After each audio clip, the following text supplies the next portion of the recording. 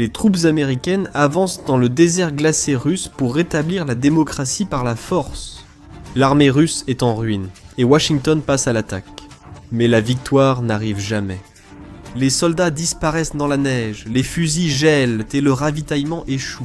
La conquête vire au cauchemar. Ce n'est pas une fiction. L'expédition de l'ours polaire de 1918 fut une catastrophe oubliée. Que se passerait-il si l'Amérique réessayait ? Dans cet épisode de The Infographics Show, explorons les conséquences d'une invasion de la Russie par les États-Unis. Tout commence comme un jour ordinaire. Vous faites défiler les réseaux sociaux, lorsque soudainement, tous les grands sites web deviennent inaccessibles, votre électricité vacille, les tours de téléphonie mobile cessent de fonctionner, les distributeurs automatiques se bloquent. Votre première pensée pourrait être des éruptions solaires ou un énorme problème technique, mais votre Wi-Fi se coupe soudainement sans raison. Voilà comment débute la Troisième Guerre mondiale. Des agents dormants russes sabotent des transformateurs, coupent des câbles à fibres optiques sous-marins et compliquent la vie de tous les utilisateurs d'électricité. La beauté de la cyberguerre, c'est que ça ressemble à un accident jusqu'à ce qu'il soit trop tard. Alors que le cybercommandement américain riposte contre les systèmes russes, Poutine déclare déjà à la télévision que ces cyberattaques sont des actes de guerre. Les choses deviennent vraiment intéressantes, avec des explosions et du feu. 2000 missiles de croisière Tomahawk filent vers les centres de commandement russes. À 2 millions chacun, cela représente 4 milliards de matériel déployé en minutes. Pendant ce temps, les B-2 Spirit valant B-2 Spirit décollent des États-Unis. Grâce au ravitaillement en vol et aux bases alliées, ils évitent les défenses aériennes russes pour frapper du Kremlin au site nucléaire. Pendant ce temps, les chasseurs furtifs F-35 commencent à jouer à la partie de cache-cache la plus mortelle du monde, tandis que les défenses aériennes russes établissent la supériorité aérienne sur l'ouest de la Russie. Les sous-marins de classe Virginia traquent les sous-marins nucléaires russes dans l'Arctique, et une erreur avec ces armes pourrait détruire la civilisation. La seule présence des armes nucléaires explique pourquoi il n'y a pas de nouvelle expédition polaire américaine avec des soldats, contrairement à ce qu'on pourrait croire. Dans ce scénario, la doctrine militaire russe voit toute attaque contre ses forces nucléaires ou son commandement comme une menace existentielle. Donc, lorsque les frappes de précision américaines commencent à toucher les bunkers de Moscou et les sites de missiles, la Russie passe outre l'escalade graduelle et utilise directement des armes nucléaires tactiques.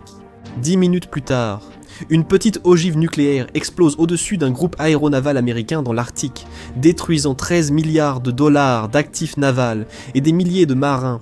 Dans un éclair visible depuis l'espace, le président américain doit choisir: riposter avec des armes nucléaires ou accepter une défaite stratégique. C'est le pire scénario. Lancer et la civilisation finit probablement. Ou ne pas lancer. L'Amérique subit une attaque nucléaire sous les yeux du monde. Le président opte pour une riposte limitée.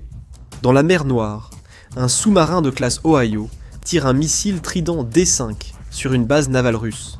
La Russie riposte en lançant un missile balistique intercontinental sur une base militaire américaine. Les marchés boursiers chutent partout dans le monde. De grandes villes lancent des évacuations massives. Tout le monde comprend que cela ne restera pas limité. Le message était clair dès que Poutine a lancé la première ogive nucléaire. Un échange nucléaire stratégique total devient inévitable lorsque les forces conventionnelles échouent. 400 millions de victimes immédiates lors du premier échange. L'hiver nucléaire abaisse les températures mondiales de 35 à 37 degrés. Fahrenheit provoque l'effondrement des chaînes d'approvisionnement, des gouvernements et de la civilisation. Contrairement à la crise des missiles de Cuba, aucun dirigeant ne négocie la paix. C'est un écho glaçant d'un conflit bien plus ancien, qui a commencé il y a plus d'un siècle, lorsque des troupes américaines ont envahi la Russie pour la première fois. Ils l'ont nommé l'expédition de l'ours polaire, qui a instauré une méfiance jamais éteinte. Une méfiance née pendant la Seconde Guerre mondiale, renforcée par la guerre froide, façonne encore les relations Washington-Moscou. Malgré le sommet diplomatique en Alaska en 2025, les relations États-Unis-Russie restent au plus bas. Il n'est pas exagéré de dire qu'elles n'ont pas été aussi dangereuses depuis la crise des missiles de Cuba. Le tournant a eu lieu en février 2022, lorsque l'invasion russe a rompu le fragile semblant de normalité depuis la guerre froide. Les États-Unis ont fourni plus de 100 milliards de dollars d'aide militaire à l'Ukraine, dépassant le budget de défense de la plupart des pays. Dans un revirement surprenant, l'administration américaine, lassée des manœuvres de Poutine, a récemment déclaré que l'Ukraine pouvait récupérer tous ses territoires perdus. C'est une perspective sanglante. En 2025, les pertes russes étaient de 80 000 à 90 000 et devraient dépasser le million d'ici fin d'année. La population de San José, Californie, tuée, blessée ou disparue en à peine 3 ans. La décision temporaire du président Trump en mars 2025 de suspendre l'aide supplémentaire a créé de l'incertitude. Mais les armes américaines continuent d'affluer en Europe de l'Est et tuent chaque jour des soldats russes. Pendant ce temps, les provocations militaires russes près de l'Alaska sont devenues routinières et de plus en plus imprudentes. En septembre 2024, des sous-marins russes ont émergé à 57 miles de l'Alaska. Des F-16 interceptent régulièrement des avions de patrouille russes. Ilyushin, 38 certaines rencontres, impliquant des avions volant à seulement quelques mètres les uns des autres. Voler aussi près à 500 miles à l'heure, une seule mauvaise manœuvre peut mal finir. En mer Noire, des avions russes ont délibérément endommagé des drones américains, testant les limites avant une riposte militaire. La tension augmente dans le cyberespace. Selon le Centre d'études stratégiques et internationales, les attaques russes contre des cibles occidentales ont presque triplé entre 2023 et 2024. Cela inclut le sabotage systématique des réseaux électriques, de l'eau et financiers en Europe et aux États-Unis. Qualifié par les experts de campagnes de sabotage et de subversion violente et croissante. Au cœur de cette relation tendue se trouve un fait simple et terrifiant. Les deux nations maintiennent des milliers d'ogives nucléaires, en état d'alerte maximale, depuis les années 1950. La Russie a menacé à plusieurs reprises d'utiliser des armes nucléaires tactiques en Ukraine, tandis que les États-Unis dépensent 17 000 milliards de dollars pour moderniser leur arsenal.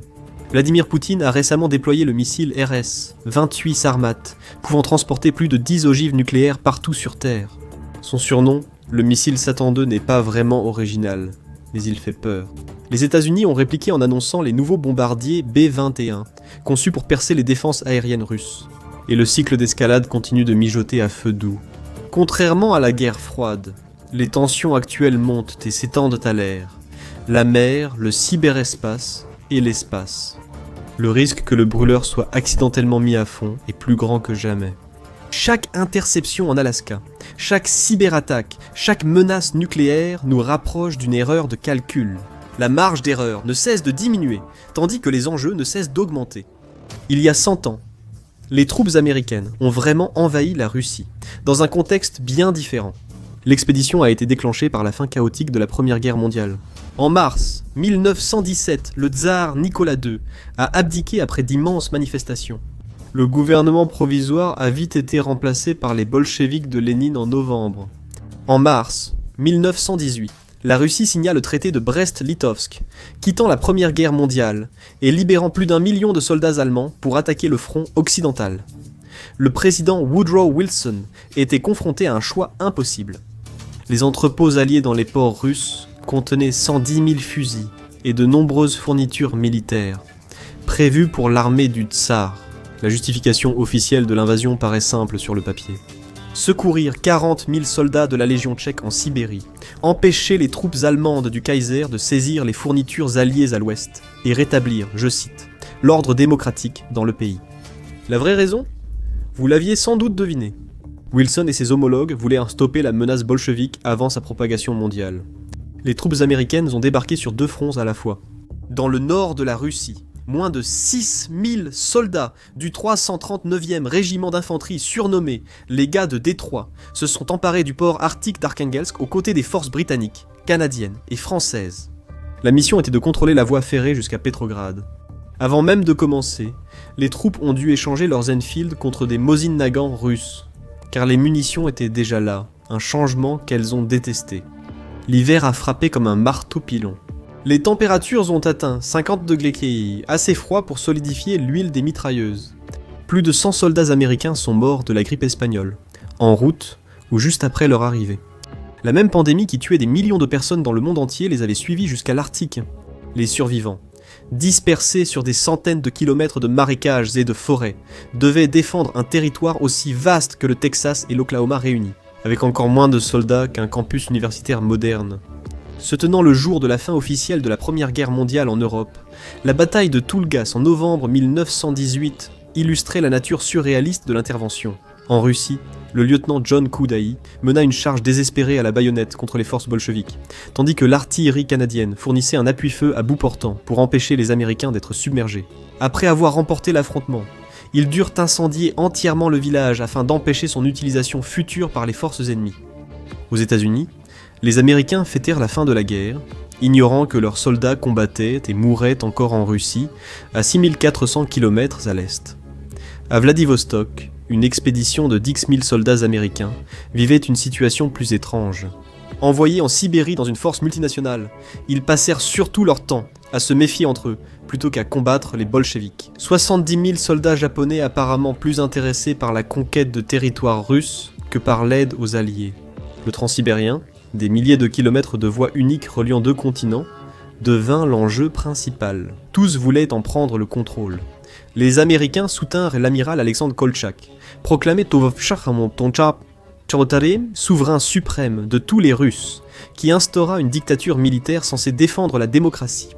Les contribuables américains ont financé les forces de Kolchak avec 50 millions de dollars, soit 700 millions aujourd'hui, alors que ses troupes commettaient des massacres et des pogroms.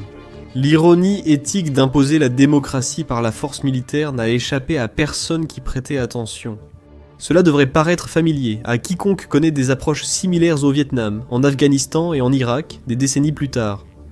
Combattre avec des partenaires de coalition était cauchemardesque.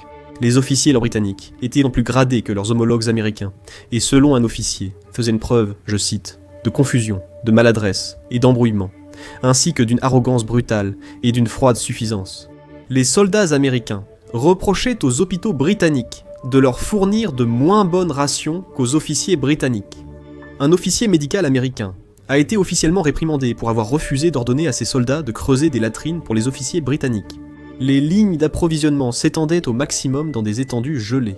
Une compagnie de ravitaillement devait desservir des avant-postes séparés par des distances similaires à New York-Saint-Louis, en utilisant bateaux fluviaux, trains, chariots à chevaux et traîneaux à rênes.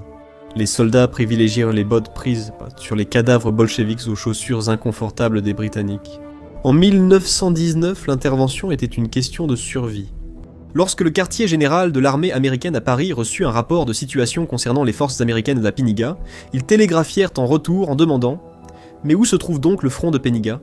Le fossé entre les attentes de Washington et la réalité sur le terrain était total, d'où le retrait discret. Le United States Ship des Moines a brisé 4,5 mètres de glace pour évacuer les membres du 339e régiment d'infanterie, surnommé les ours polaires, pour avoir survécu à l'hiver arctique.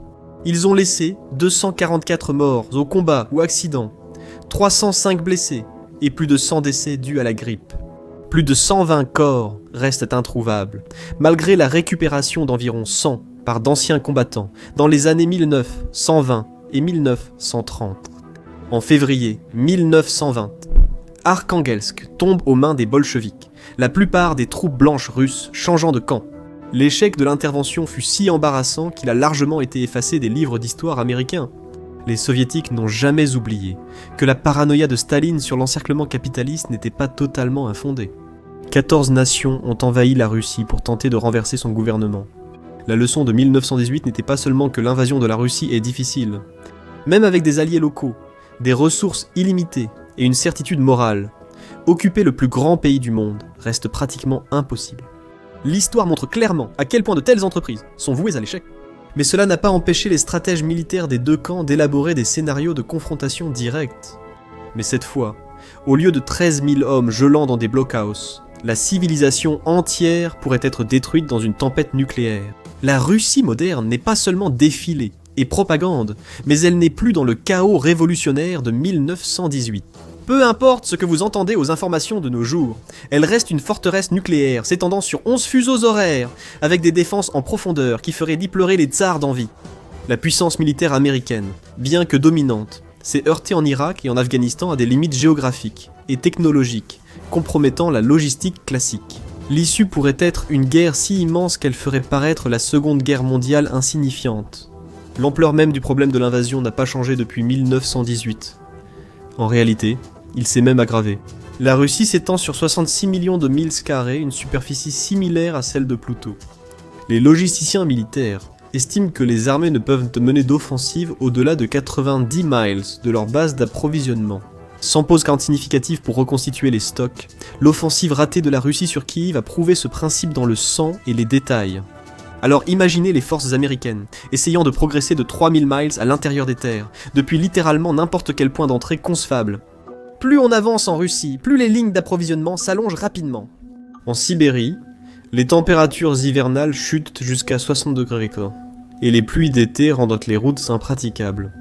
Après 20 ans, en Irak et en Afghanistan, les forces américaines ont été adaptées à la guerre dans le désert. L'équipement russe est fait pour l'Arctique. L'avantage climatique qui a aidé à vaincre Napoléon et Hitler reste l'allié ancien et invaincu de la Russie. Les goulets d'étranglement des infrastructures aggravent le problème. Le chemin de fer transsibérien reste le point d'étranglement clé, déjà ciblé par les troupes américaines en 1918. L'extrême-orient russe dispose de réseaux routiers limités et souffre d'insuffisances chroniques en matière de transport. Détruire des ponts ou des tunnels clés pourrait isoler des régions entières, mais cela couperait également les forces américaines en progression de leur propre ligne d'approvisionnement. Dans une invasion hypothétique de la Russie par les États-Unis aujourd'hui, l'avantage technologique américain serait réel et dévastateur, du moins au départ. Les États-Unis disposent d'environ 13 000 avions de chasse bombardiers, hélicoptères de transport et avions de surveillance, ce qui écrase les 3 000 à 4 000 de la Russie. Plus d'une douzaine de B-2 Spirit pourraient frapper simultanément à travers la Russie. Plus de 400 F-35 Lightning II offrent des capacités de combat hors de vue que les pilotes russes s'entraînent à affronter, mais rencontrent rarement. L'Amérique possède des milliers de missiles Tomahawk d'une portée de 1600 km, pouvant frapper depuis les eaux internationales. Au début, ce serait un bain de sang. La suprématie navale paraît aussi totale. 11 porte-avions américains contre l'amiral Kuznetsov russe, souvent en panne. 70 sous-marins américains face à 63 russes, la plupart datant de la guerre froide. Le renseignement et la cyberdéfense offrent à l'Amérique des informations en temps réel sur le champ de bataille grâce à l'analyse intelligence artificielle. Les forces spéciales sont formées à semer le chaos derrière les lignes ennemies. Cependant, opérer à plus de 6000 miles de ses bases, alors que la Russie combat sur des lignes intérieures, annule de nombreux avantages technologiques.